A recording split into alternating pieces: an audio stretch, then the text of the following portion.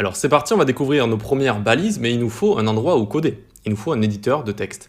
Il en existe beaucoup, il existe Atom, Bracket, Sublime Text. Nous on va utiliser VS Code, qui est un des plus populaires, si ce n'est le plus populaire. Donc on le tape ici, on vient Download for Windows pour Mac ou quoi que ce soit. Une fois que c'est téléchargé, vous l'installez, c'est vraiment une installation classique. Et on va se créer un premier dossier. Et donc je me retrouve ici sur un bureau vide, clic droit, nouveau dossier, et je vais l'appeler cours front-end. Cours front-end, très bien, on va pouvoir l'ouvrir avec VS Code. On clique sur l'icône qu'il y a sur notre bureau, ça va nous l'ouvrir, et on va avoir, hop, ceci qui apparaît, très bien, on va pouvoir faire File, Open Folder, et on va chercher le dossier qu'on vient de créer. Très bien, super, regardez, j'ai ouvert le dossier ici, on va pouvoir un peu voir ce que nous réserve notre VS Code de base ici. Alors je ne vais pas vous étouffer de tout ce qu'il existe sur VS Code dès le départ, tout vous expliquer, je vais vraiment vous montrer ce qu'il y a de plus important, notamment pour quelqu'un qui débuterait. Donc ici, il nous montre le dossier sur lequel on est, cours front-end, très bien, et on va avoir deux icônes intéressantes à côté qui sont New File et New Folder, d'accord, nouveau fichier, nouveau dossier. On fait un nouveau fichier qu'on va appeler index.html. C'est très important de l'appeler index, ce n'est pas qu'une convention de nommage, c'est-à-dire que lorsqu'on va mettre nos sites en ligne, le robot du serveur va chercher le fichier index.html, ce sera notre page d'accueil si vous voulez, d'accord? Donc c'est important d'appeler index.html. Après pour les autres pages d'un site, on les appelle comme on veut, par exemple service.html, contact.html, voilà, ok? Donc ici on peut les supprimer, hop, donc j'appuie sur la touche supr, sinon vous faites clic droit, delete comme ça, hop, et on garde que l'index.html, très bien. Ce que j'ai envie de vous parler ici, on va aller dans File, on va aller dans Autosave ici. D'accord? Donc j'ai cliqué sur Autosave, regardez, si je clique, ça l'enlève, si je reclique, ça le garde. Qu'est-ce que ça fait Autosave?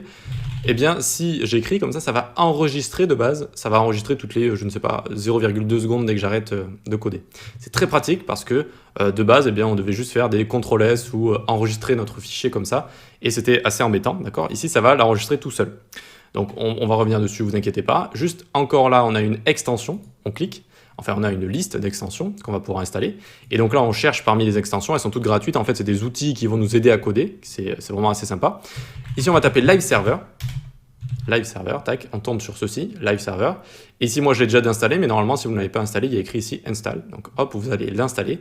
Et à quoi ça sert le Live Server? Tout simplement, on va faire clic droit sur notre index.html, Open with Live Server.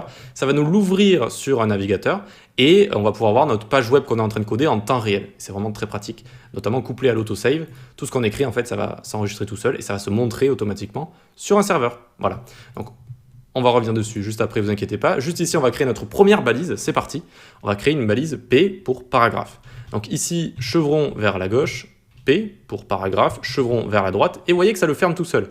Donc ça, c'est juste VS Code qui va faire de l'auto-completion, c'est-à-dire ça va vous aider à fermer les balises tout seul, parce que fermer une balise, c'est assez embêtant, c'est hop, chevron slash P, ça prend un petit peu de temps, ça vous rajoute rien de la fermer tout seul en fait. Donc automatiquement, dès que vous faites une autre balise, par exemple div comme ça va la fermer tout seul. Vous voyez? Donc c'est assez intéressant. Dans cette balise P, on attend un paragraphe ou plutôt du texte. D'accord? Donc voici du texte par exemple. Voici du texte comme ça. Nickel. On a créé notre première balise ici. Super, mais on ne peut pas la voir, on ne peut pas encore la voir sur un site. Je vais vous montrer, en fait, on a besoin dans des fichiers HTML d'avoir une structure HTML de base pour pouvoir afficher ce texte, notamment dans un corps, dans un body. Ok? On va voir ça dans la prochaine vidéo.